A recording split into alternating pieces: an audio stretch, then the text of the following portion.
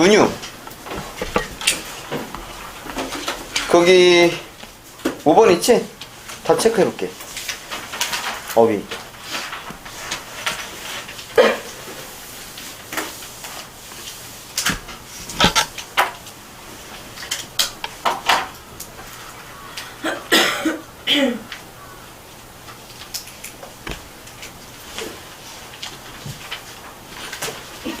얘가 뭘 넘어섰니? A에서 인식 가능한 영역을 넘어섰지? 얘를 넘어섰다는 게 힌트네. 어떤 영역을 넘어섰대. 됐나? 그 시험부터 하는 얘기지만 영역을 넘었으면은 얘가 구체적인 대상을 넘은 건 아니잖아. 그러면은 주어문문을 넘다든가 능선을 넘는 건 아닐 거야. 얘는 나이를 넘은 거고, 얘는 힘, 역량을 뛰어넘은 거고, 얘는 고비를 넘은 거고. 그럼 가장 유사한 상황이 뭐라고 하면 돼? 3번 하면 되겠지. 그지? 그 다음에 내용 전개 방식 한번 볼게. 이거 되게 전형적인 문제이기 때문에 틀리면 안 돼. 쉽게 나와야 돼. 처음 시작할 때 밑줄 안 칠게. 은유에 대한 학문적 정의는 아리스토텔레스의 시작에서 처음 등장한다 해서, 자, 주인공이 은유라는 거 대충 알 것 같아. 그리고 첫 번째 문단 끝에 보면은 그는 은유란 어쩌고저쩌고래. 이런 거 은유학이래. 근데 여기서 그는 블레멘베르크지? 아리스토텔레스가 아니라. 그가 누군지를 확인해야 되니까. 그는 은유에 대한 종래의 철학 해석을 두 가지를 제시하면서 이로 인해서 중요성이 간과란 말 나왔네? 그죠? 3월 모의고 썼다 나왔던 단어. 그래서 되게 당연히 틀렸던 거. 중요성이 그냥 지나쳤다. 중요성을 잊었다. 뭐 이런 식으로 얘기하는 거지. 그 다음에 블레멘베르크에 따르면 절대적 은유는 어쩌겠어? 블레멘베르크가 또 나왔네? 얘가 주인공 같은데? 블레멘베르크? 또한 절대적 은유는 이거는 부연 설명될 것 같고, 얘도 절대적 은유를 계속 얘기하고 있네. 블레멘베르크야 또. 결론이 이렇게 났어. 됐네. 답 나왔네.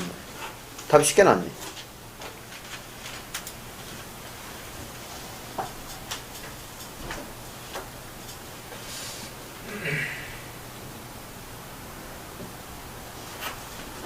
됐나? 이런 거 안 돼. 분류 안 되고 시간 흐름 안 되고. 그지? 그럼 둘 중에 뭐냐면은, 그지? 의의가 존재하면은 항상 제일 끝에 있다고 했지. 근데 얘는 대놓고 의의라고 했지. 이 공식을 안 벗어나. 의의가 존재할 땐 끝에만 존재한다고 했지. 그럼 답 6번, 2번. 여기까지 쉽네. 그럼 5문제 중에 2문제 해결해서 빨리. 시간 얼마 안 걸렸을 것 같아. 1분 안 걸리겠지? 그지? 그 다음에 얘. 일치불이치야. 블레멘베르크에 견해했는데, 이게 블레멘베르크에 대한 글이니까 굳이 뭐 따질 필요 없이 일치불이치인데, 여기 절대적 은유하고 개념적 사고 바탕 한번 찾아볼까? 절대적 은유, 개념적 사고 바탕. 문단 처음을 보면은, 아, 여기 뭐가 있겠구나 알 수 있잖아. 그러니까 처음과 끝이 되게 중요하다고 했지. 얘 보니까 절대적 은유가 여기서 나와. 그리고 개념적 사고의 바탕이 된다고 돼 있어. 그럼 1번은 여기네. 나 같으면 이거 1번은 이렇게 표시할 것 같아. 1번 지우고. 자, 지금부터 나머지는 얘네 가야겠지.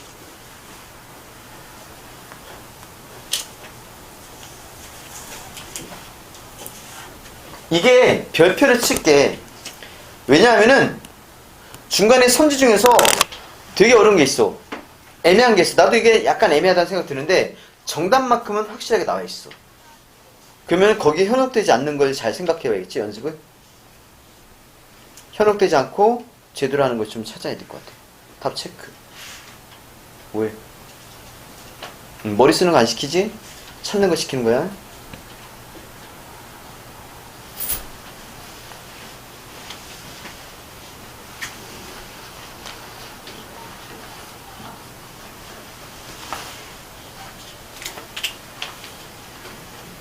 눈에 띄는 것도 해.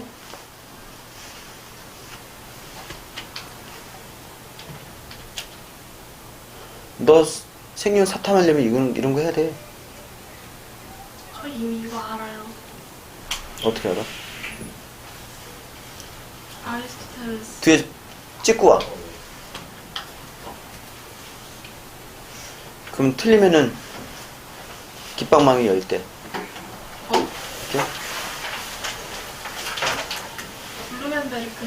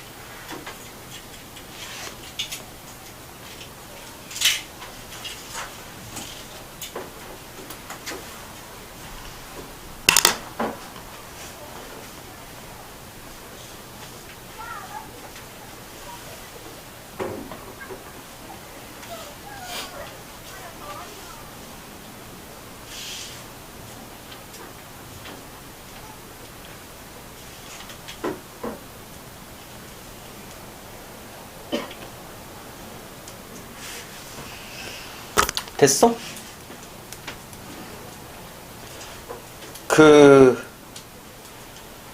봐봐, 위치 찾기 쉽다고 했잖아. 신화 같은 경우는 문단이 여기란 말이야, 분명히. 그지? 그리고는 뭐 역사 나오고 우연적 변이 나오고, 변이란 단어는 그대로 쓸 것 같고. 그런데 얘 보면은 문단 끝에 있잖아. 역사 있고 변이 나오지? 자, 그런데 이제 읽어야지. 역사적 존재인 인간의 선택에 따라서 선택과 변이가 일어난대. 그런데 얘는 뭐라고 돼 있냐면은 역사와 무관하다고 돼 있고 우연이라고 돼 있어. 선택이라고 있는데 얘는 우연이래. 우연적 변이. 변이는 변하지? 그지? 그래서 몇 번? 4번. 이게 제일 쉽잖아. 이따 지문 설명 좀 해줄 거니까 일단은 문제풀이 할게. 그 다음에 이제 2개 남았어. 그럼 여기까지 오는 데는 다 수월하게 왔겠지? 자, 이제 이 2 문제인데 좀 복잡하게 생겼지? 4번을 좀 볼 건데,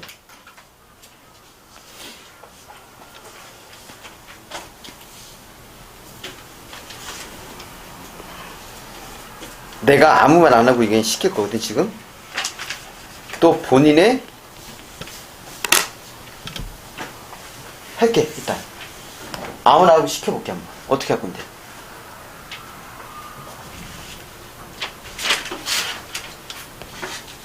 니네 시험 볼 때 나 없잖아. 그지? 어떻게 할 건데?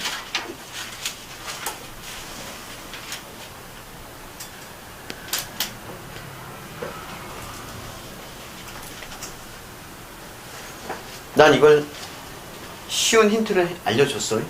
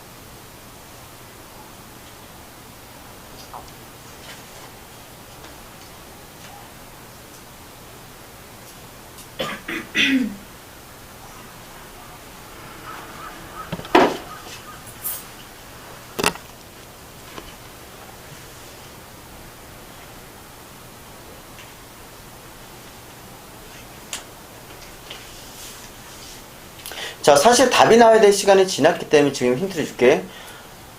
보기에 답 있어. 보기하고 내용이 안 맞아. 보기는 이렇게 되는데 지금 선재는 이거 지금 보기랑 안 맞아.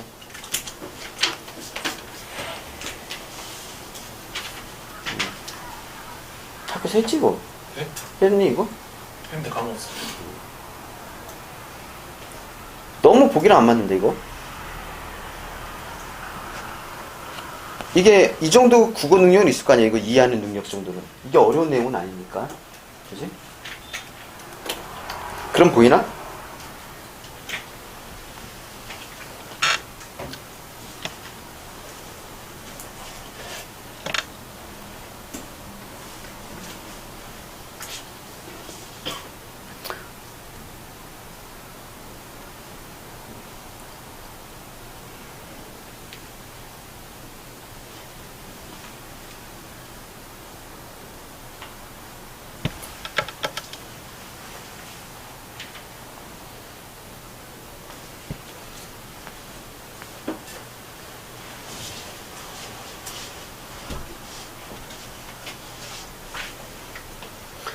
다른 건 몰라도 정답만큼은 보기로 해결이 되거든.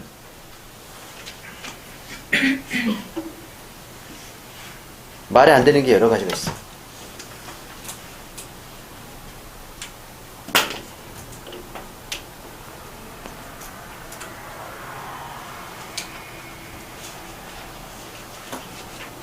자, 화면 봐. 제우스가 지상에 번개를 내리지 않아서 인간들이 불을 사용할 수 없게 됐어. 그지? 이렇게 됐다고. 이게 끝이야. 이거 내용 이해하는 게. 지금 아는 사람 알잖아, 지금. 이해되는 사람 바로. 그냥 본인 국어 역량이거든. 그러니까 이거에 포커스 맞추는 거야, 공부라는 게. 제우스가 지상에 번개를 내리지 않아서 인간들이 불을 사용할 수 없게 됐거든? 그러면은, 제우스가 지상에 번개가 내리지 않도록 한 게 왜 현실에서 느끼는 불안을 경감시키니? 왜 그게 줄어들지? 불안이? 제우스가 지상에 번개가 내리지 않도록 한 건 안 좋은 거 아니야? 근데 불안을 경감시키는 건 좋은 거잖아. 안 맞다고. 또 하나. 여기서 이상한 거 안 보여? 제우스가 지상에 번개가 내리지 않도록 한 거야. 그런데 자연과 신의 권능을 분리했대, 또 이거를. 아니, 제우스가 번개가 내리지 않도록 했다니까? 근데 그게 어떻게 자연과 신의 권능을 분리해? 신이 자연을 다스린 건데. 그래서 이거. 그러니까 정답은 지금 본문을 안 보고 그냥 여기로 끝내야 되는 거야, 그러니까 사실은. 또 보기야. 그건 있어. 근데 내가 봤을 때는 모의고사나 수능 문제는 보기에서 끝나는 게, 야, 보기를 이 정도 줬는데, 씨. 이만큼 줬는데 안 쓰는 것도 좀 웃기잖아. 그지? 그렇다고 무조건 보기에서 끝나는 거 아닌데, 일단 보기부터 확인하라고 했잖아. 내가 가르치는 방식이, 밑줄의 본전이야. 그냥 나는 보기를 먼저 확인하고, 그 다음에 본문 보라고 했잖아. 안 나오면은. 그지? 근데 정석대로 1번을 볼게. 1번은 이렇게 하는 거야. 잘 봐. 파란색 펜. 프로메테우스가 제우스를 기만한 행위를 강조하며 제우스의 첩을 응징한 정당 응징을 묘사했대. 여기 보니까 이 내용 있지? 어디 있지? 그대로 있지? 근데 얘가 뭐라고 했냐면은 세계가 일정한 질서에 따라 운행된다는 인식이 반영됐대. 그럼 요거는 지금 없단 말이야. 요거 본문에 찾아볼래? 안 찾았으면은 세계하고 질서 있지? 일정한 질서. 찾았어? 아, 찾은 사람 있는 거야? 그럼 1번은 찾을 때 그렇게 했었어야겠지, 그러면? 뭐 보기만 했으면 안 찾았겠지만 그럼 지금 찾아봐. 요거 연습 하나만 해볼게.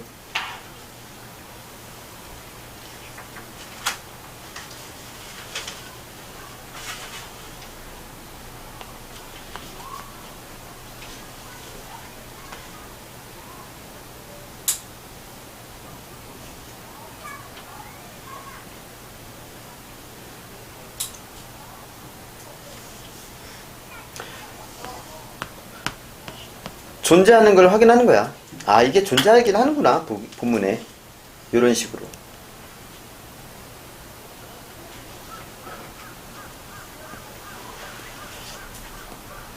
세계는 일정한 규칙에 따라 움직이는 하나의 시계라고 되어 있지. 같은 말 아니야? 일정한 규칙에 따라 움직이는 하나의 시계, 그지? 일정한 질서에 따라 움직인다는 인식 그대로잖아. 이거 지으면 되고. 3번 같은 경우는 결박당한 프로메테우스에서 제우스를 가혹한 폭군으로 묘사한 것은 프로메테우스가 그지 긍정성 강조를 했는데 이것도 보기에 나와. 사실 본문에 이거 나오겠지. 신화의 내용 변주라고. 한번 찾아볼까 이거는? 나는 여기까지 가지도 않았는데 아까 변주 변이 했는데 이거 변이가 변주 아니야? 이거 같아. 인간의 선택에 따라 변이가 일어나는 것이라고. 신화는 여기니까 지금 이게 신화잖아. 신화. 그래서 신화 쪽에 본 거야. 거기 나오긴 하네. 이런 식으로 되는 거야. 됐어? 그 다음 얘 1번 바로 갈게. 시계라는 표현이 천체가 정교한 과학적 법칙에 따라 운행한다는 케플러의 세계관을 이미지로 드러내기 위해서 사용된 것이라면은 디귿이래. 자, 디귿 볼까? 이미지가 제일 중요한 단어 같아. 얘 캐치도 할 수 있어야 돼.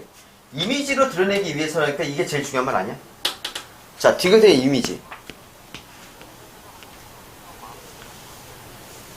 절대적 은유가 여기까지 이어져.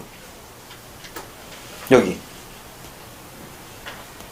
이미지를 생성해서 우리가 사는 세계를 표현한다. 맞잖아. 절대적 은유에서. 그럼 1번 지우면 돼. A는 그대로 나왔고. 기억, 니은, 디귿. 자, 그러면은 잘 봐. 진짜 그렇거든? 기억, 니은, 디귿 3개 있지. 그래서 얘가 무슨 짓을 했겠어? 당연히. 그렇지. 그래서 크로스를 했겠지. 얘가 기억인데 기억이 아닌 거 있지? 이제 다른 거고 이런 식으로 됐겠지? 그러면 조금 또 이해가 쉬울 수도 있어. 판단하는 게. 해볼게.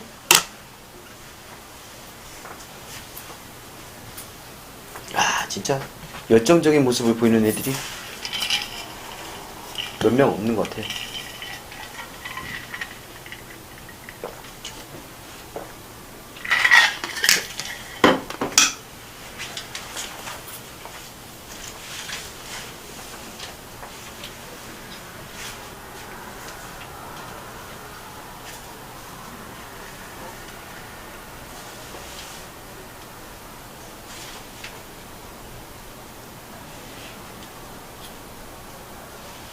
집에 가서 EBS 독서 강의를 좀 봐. 보라는 게 그걸 갖고 공부하는, 뭐, 어쨌든, 그게 정말 맞을까 생각해봐. 나한테 도움이 그게 될까. 안 그러면 이렇게 해줄 때 열심히 해. 근데 그 사람들은 왜 그렇게 하는 거예요? 몰라. 그 사람들 뿐만 아니라 거의 이 세상에 존재하는 모든 국어선생님 독서는 주로 그렇게 해. 대부분이.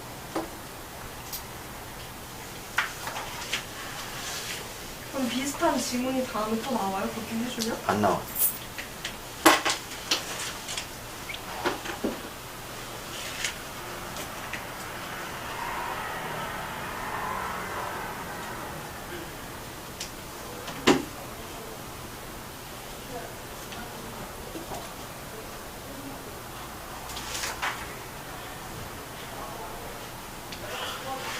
이거 범위도 넓지 않다 얘들아.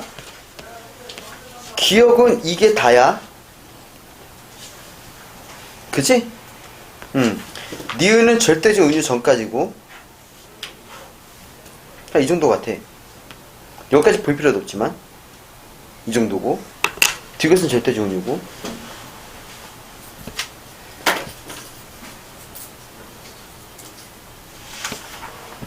기억 수사적 은유인데 이건 수사적 은유를 모르면은 명료한 사실에 대한 표현은 강화 수단이야.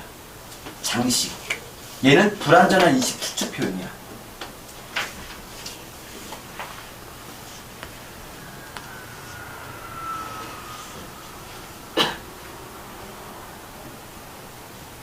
얘는 정답을 얻을 수 없는 것들. 그런 거 있는 거.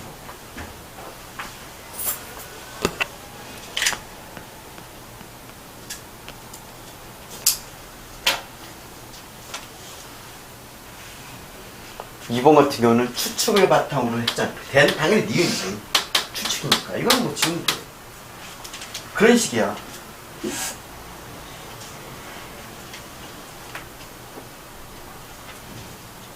그렇게만 단순하게 생각하면은 얘는 왜 여기 있지라는 생각 들 수 있어.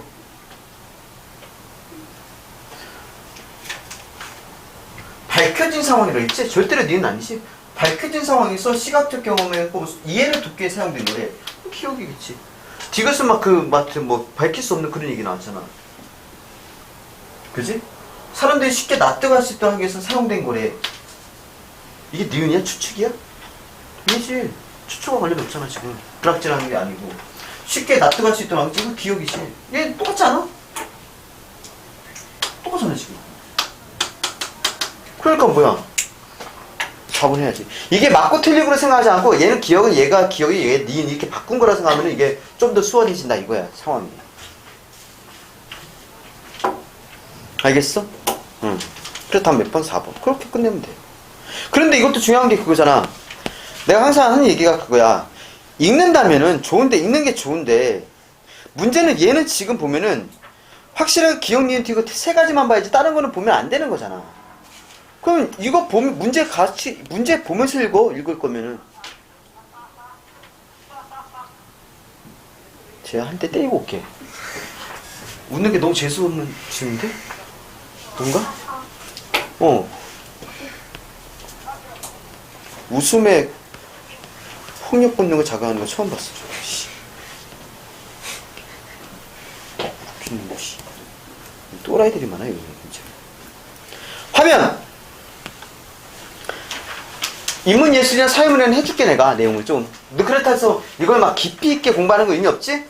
절대로 이 지문 그대로 안 나올 싶은 게. 은유에 대한 얘기는 나올 수 있어도. 그래서 은유만 우리가 정확히 아는 거야. 들어, 그냥. 영상도 있잖아. 나중에 심심하면 한 번 더 보던가.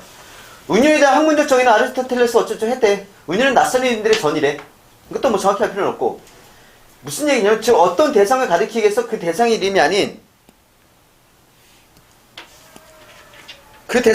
낯선 이름을 사용한 것이다 했는데, 이게 무슨 얘기냐면은 은유법 알지? 그녀는 뭘로 할까? 그녀를 뭘로 하지? 약간 낯선 이름을 사용해서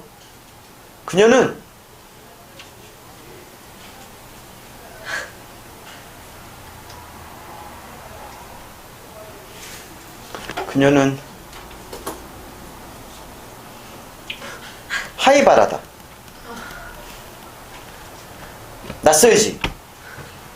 알아? 오토바이 생각나지? 그건 하이바고. 카피바라. 하이바라 알아? 하이바라 맞지 않나? 아는 사람? 알지? 그게 뭔데요? 어? 그게 뭔데요? 코난에 나오는 애. 장미라고 나오지? 그 우리나라 이름으로. 장미? 그 시크한 애. 시크한 애. 그녀는 하이바라다. 그치? 그녀가 진짜 하이바라는 아니거든? 이런 식으로 표현하는 거야. 어떤 대상을 가리키기 위해서 그 대상 이름이 아니라 다른 걸 이제 지칭한다고. 그래서 은유라는 게 A는 B이다잖아. 그녀는 천사다. 그지? 그걸 은유라고 하는 거니까.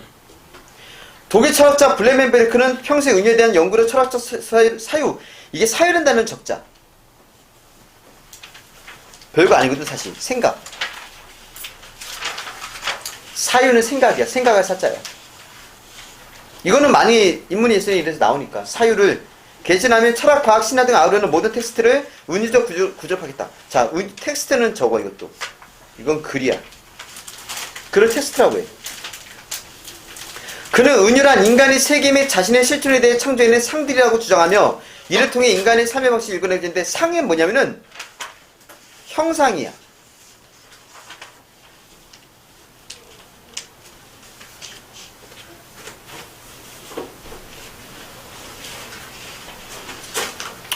하이바라도 형상이잖아. 모습이 있잖아. 그지? 이거 좀 이따 보면 더 이해돼. 그는 은유에 대한 종래의 철학적 해석을 두 가지를 제시하며 이로 인해 은유의 중요성이 간과되었다고 주장했다. 자, 근데 이게 시험 볼 때 이런 거 조심해. 종래의 철학적 해석 두 가지 제시했다 했지? 그럼 이건 종래의 철학적 해석이잖아. 그지?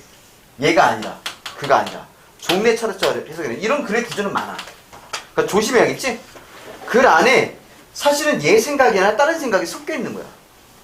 이런 거는 함정 파기 좋거든. 첫 번째 수사적 기법으로서 은유. 명료한 사실에 대한 표현을 강하게 한 수단으로서 군더더기의 장식. 자, 이게 좋은 예가 뭐냐면은 이거야. 그녀는 천사다. 그녀가 착한 건 확실하거든? 그녀가 착한 애는 좀 더 표현이 강화되지 않는 느낌이야. 그래서 그걸 강화하기 위해서 뭐니? 장식을 까는 거지. 그녀는 천사다.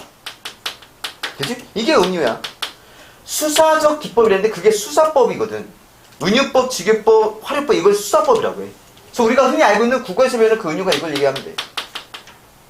이해할 수 있어? 이해하면 돼. 근데 지금 이제 은유는 대충 알겠지?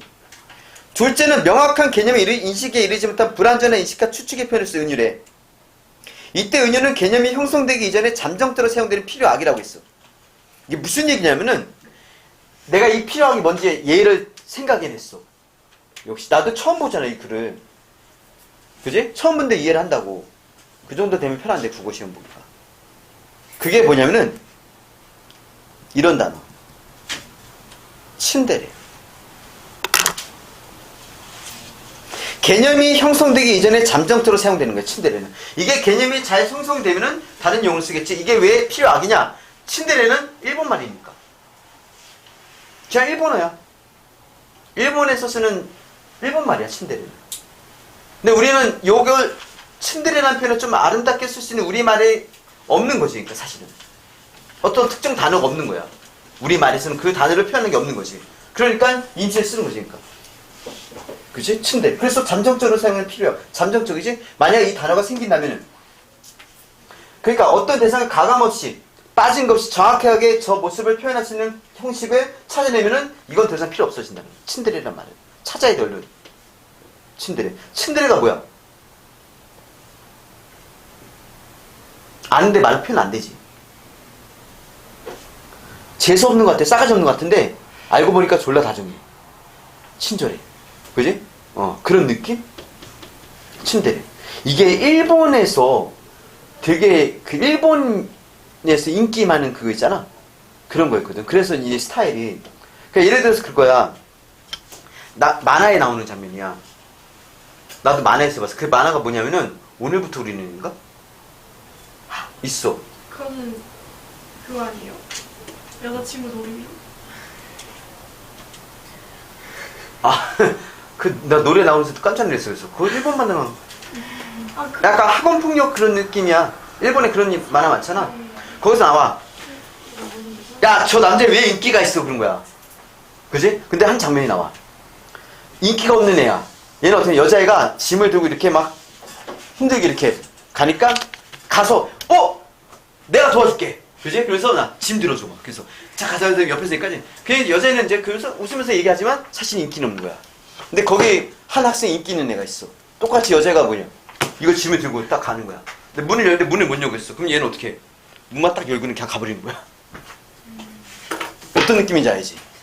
그냥 아무 말 없이 문만 딱 열어주고는 그냥 그냥 무심하게 가버리는 거지. 그러니까. 어떤 느낌인지 알겠어? 츤데레. 근데 우리말로 이게 안 돼. 이게 불완전한 인식과 추측의 표현이라는 뜻이니까. 만들어야 돼, 그러니까 이것도 츤데레 말고. 그래서 보면은 불완전한 인식까지 알겠지? 이러한 것에서 궁극적으로 철학의 모든 은유가 순수하게 개념적 용어로 대체되는 것이 바람직하다고 간주했다. 그러니까 여기까지가 개념적 용어로 대체가 돼야 된다. 은유가. 이게 바람직한 거다. 은유를 계속 쓰는 게 아니라 은유를 어때? 좀 정확한 용어로 대체해야 된다. 라고 생각한대. 은유라는 건. 그러니까 은유를 쓰긴 하죠. 이거는 바뀌어야 된다. 개념으로 바뀌어야 된다. 얘기하는데 블레멘베르크는 은유가 수사적 표현이거나 아직 개념을 한되지 못한 인용일 수 있다는 점을 인정했어. 이거 인정해. 그러니까 이건 블레멘베르크의 생각도 맞는 거야. 그러니까. 그래서 문제 풀 때 이게 애매한 게 있었을 거야. 가지고 보면 알아. 이것도 인정하는 거야. 그런데 은유 중에는 결코 개념으로 대체될 수 없는 고유한 표현 형식으로서의 철학적 언어의 근본 바탕이 되는 것이 존재 주장하면서 이런 은유를 절대적 은유. 이건 다 어려운 말이고 필요 없어. 이거야. 결코 개념으로 대체될 수 없는 고유한 표현 형식. 개념으로 대체가 안 되는 거지. 이건 말로 표현이 안 되는 거. 설명이 안 돼. 말로 어떻게 할 수가 없는 거지. 그지? 그래서 그걸 절대적 은유래. 절대적 은유는 개념적 사고에 미달하는 것이 아니라 오히려 개념적 사고의 바탕이 되며 세계의 본질한 삶의 지향성 같은 개념으로 설명할 수 없는 궁극적 질문들의 답을 하려는 거래. 뒤에 우리 시에 그게 나와. 잠깐만. 내가 하면서 이거 우리 아까 어제 수업하면서 이거 우리가 했던 거네. 절대적 은유네.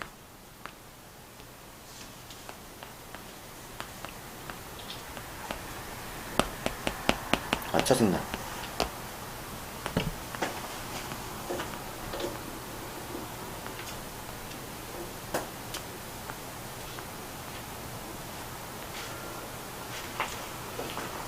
본질투 자아라고 나오지. 과연 본질투 자아는 뭘까? 그지? 이거를 플라톤은 뭐라고 표현했지? 본질적인 것을? 전에 했잖아. 이데아. 그렇지. 요거는 진짜가 아니라 요 안에 담겨있는 본질적인 게 있다는 거야. 그 본질이 그 이데아고 그게 진짜라는 거지. 우리는 본질을 눈으로나 만들 수 있어 없어? 없는 거야. 그럼 걔는 그걸 뭘로 표현한 거야? 이데아. 이데아가 바로 뭐가 되는 거야? 이데아라는 게 절대적으로 되는 거지. 이거 흐뭇해? 이거 아는 거 나왔어? 아니, 이 가끔 의도하지 않는 행동이 나올 때가 있어요. 그치? 본질적 자아인데 여기서 그래서 여기라는 나 있지 나. 이 나가 그 본질적 자아가 되는 거거든. 그러니까 그런 것들 본질적인 개념 있지? 이런 걸 우리가 사실 뭐라고 표현할 수 있을까 이거지. 그러니까 삶이라는 게 도대체 삶, 인생, 인생이란 무엇이? 그런 거 많이 하잖아. 인생은 무엇인가에 대한 얘기 있지? 이런 거 그런 개념들은 사실 하나의 인생이 뭐야? 라고 할 때 대답할 수 있어? 하나의 단어로? 표현할 수 없는 거지. 그런 것들을 뭐라고? 절대적 은유로 한다는 거야. 그걸 대답하려고 애쓴다는 거지. 인생은 뭐다 하지만 정답이 없잖아. 그지? 그게 절대적 은유. 규정자 해답을 구할 수 없는 거. 그게 인생이지 뭐. 절대적 은유는 현실의 총체성을 묘사하는 이미지를, 그래서 이미지를 생성해서 우리가 사는 세계를 표현한다. 어떤 느낌이냐면은, 자, 사랑. 그지? 사랑이 있는데 우리가 사랑을 볼 수 있는 게 아니잖아. 그럼 그걸 이미지로 표현해. 어떻게? 난 하트를 너무 못 그리는 것 같아. 하트. 이게 이미지잖아. 그지? 이건 그림이지만 단어로 표현할 수 있는 거고. 그 이미지를 얘기하는 거야. 세계를 표현하는. 예를 들어줘, 친절하게. 바로, 인간의 실존이라는 거 있지? 이건 표현할 수 없으니까 뭘로 표현해? 항해와 연결했어. 항해와 관련된 게 그런 게 있는 거야. 내가 한번 절대적 은유를 해볼까? 전에 했던 거, 유추하면서, 유추. 인생은 마라톤. 그지? 마라톤이야. 누가 도와주면 안 돼. 자기 힘으로 개척을 해야 되고, 인생을 살다 보면 어때? 오르막길이 있어. 근데 또 뭐야? 힘든 오르막길 있지만, 편하게 뛸 수 있는 내리막길도 있지? 근데 내리막길이 더 힘들어요. 무릎 나가요. 내리막길 잘 나가면. 진짜. 원래 훈련할 때, 운동선수 훈련할 때 올라가는 거는 뭐니? 엘리베이터 타고 내려갈 때 이제 뛰어내려가지? 그지? 이것도 이제 만화에 나오는 장면이야. 왕종훈인가? 야구 만화. 거기 나와. 어쨌든 간에. 그지? 그러니까 인생의 마라톤이 이런 거야. 그게 인간의 실존에 대한 게 바로 절대적인 거고, 이게 은유로 표현된다는 거지. 됐어? 아까하고 다르지? 그녀는 절대적, 어떤 관념적인 게 아니잖아? 근데 그녀는 뭐야? 이건 이제 수사학적으로 하는데, 그거 말고 우리가 표현할 수 없는 거, 한마디로 정의할 수 있는 게, 바로 그게 뭐야? 절대적 은유다. 여기까지 얘기해 줄 거야. 그래서, 방금 얘기했잖아. 인간의 세계를 대하는 기본 자세와 태도를 표현하면서 지침을 갖는. 그래서 마라톤 하니까 뭐니? 그래, 지금은 오르막길이지만 열심히 하면 내리막길이 있을 거야. 이런 식으로 지침을 작용한다는 거야. 그 은유가 그런 역할을 한다고. 이거 만약에 명언들이 다 이런 거잖아. 명언들이. 지침이라든가. 그래서 블레멘 베르크에 따르면 세계 속에 살아가는 인간이 압도적 현실을 맞닥뜨리는 일에 그것을 어떻게든 파악함으로써 두려움을 떨쳐내려 애써왔고, 예로부터 지금까지 철학, 과학 등 인류의 지성적 결과물이 모두 그러한 분투가 상위 형식에 표현된 것이다.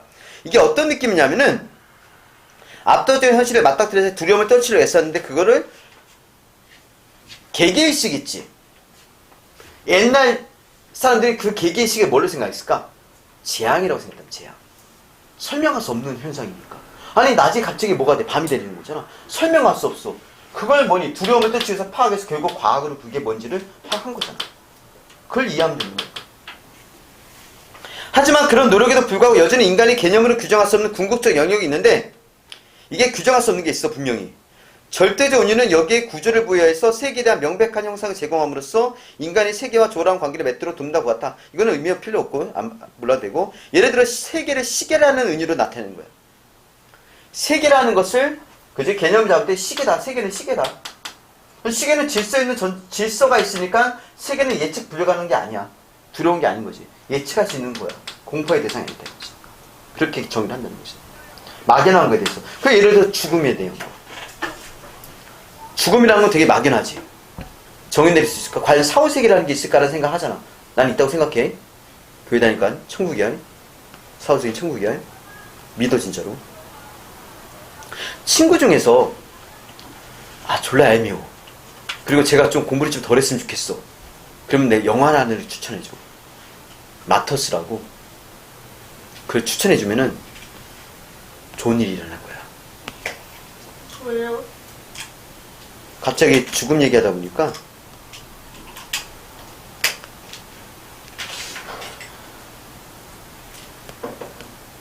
호러인데요.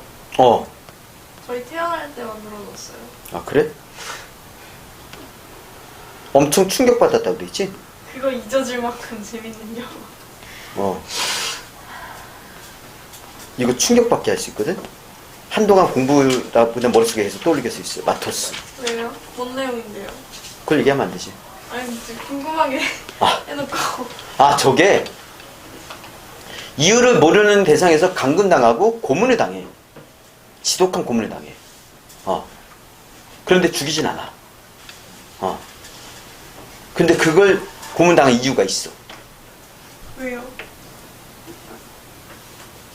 그 사후세계를 보고 싶어갖고 돈 많은 사람들이 이제 그 사람을 가둬갖고 그 죽음 직전까지 가게 하는 거지. 고문을 해서. 그래서 고문하고 과학적인 일이 많아. 그냥 사후세계를 봐요? 모르지 그거는. 나도 못 보지. 그 사후세계 나오진 않아 영화 속에. 근데 그걸 위해서 이제 아무 죄 없는 이제 그런 사람이 이제 가져다가 학대를 하고 그지 막 죽음 직전까지 이제 고문을 하는 거야. 하도 평들이 있어갖고 그 죽음의 세계에 대한 어떤 관심 때문에 그렇게 일어나는 거지. 자, 신화 역시 개념으로는 해명할 수 없는 사태를 은유로 활용한 이야기를 서술한다는 점에서 은유 이론은 신화 이론과 연결된대. 자, 신화 기본적인 기능은 거대한 공포를 마주한 인간이 그것을 이름을 지어 붙이고 이야기를 창조해서 막연한 불안을 구체적 두려움으로 바꿈으로써 세계의 거친 폭력과 혼돈으로부터 자신의 안전을 도모하는 것이 했는데 그거 뭐니 그 신화 중에서 니네 아는 사람 있니? 그 신화? 신화 좀 관심 있는 사람? 태양신 있고 마차를 타고 이제 갔는데 마차가 떨어지고 알아요. 그 신화 있는데? 태양 끄는 신이 있잖아요. 마차 타고. 그게 추락해가지고. 추락해. 그래서 어떻게 됐었죠? 모르지. 그러니까 내가 그걸 물어본 거잖아. 근데 그 신화에 보면은 그래서 어떤 자연현상이 일어났다고 나와. 그럼 사람들이 어떤 자연현상에 대해서 납득이 안 되고 이해 안 되는데 신화에 통해서 그래서 이런 현상이 일어났구나 라고 하는 거지. 그러면은 여기 아까랑 똑같지? 그래서 거대한 공포를 마주한 인간이 이름을 지어붙이는 거야. 그래서 그걸 두려움을 이제 오히려 아는 걸로. 모르는 게 무섭잖아. 알면 안 무서워. 귀신이 집 갔는데 앞에 뭐가 나올지 알면 안 무섭지. 앞에 뭐가 나올지 모르니까 무서운 거지. 그래서 그 두려움을 없애기 위해서 신화를 만들었다는 것이니까. 신화를. 그래서 신이 최초로 언급되는 고대 그리스 인물은 그리스 신화에서 그런 게 많거든. 질서에 따라 배치하는 권능을 가진 존재로 서술되어 있는데 이런 이야기를 통해서 인간은 이성으로 파악할 수 없는 섭리를 신들의 권능을 여김으로써 오히려 안도. 아까 문제의 정답하고 또 하는 거야. 2번 선지 봐봐. 신들의 권능을 아셨잖아. 그지?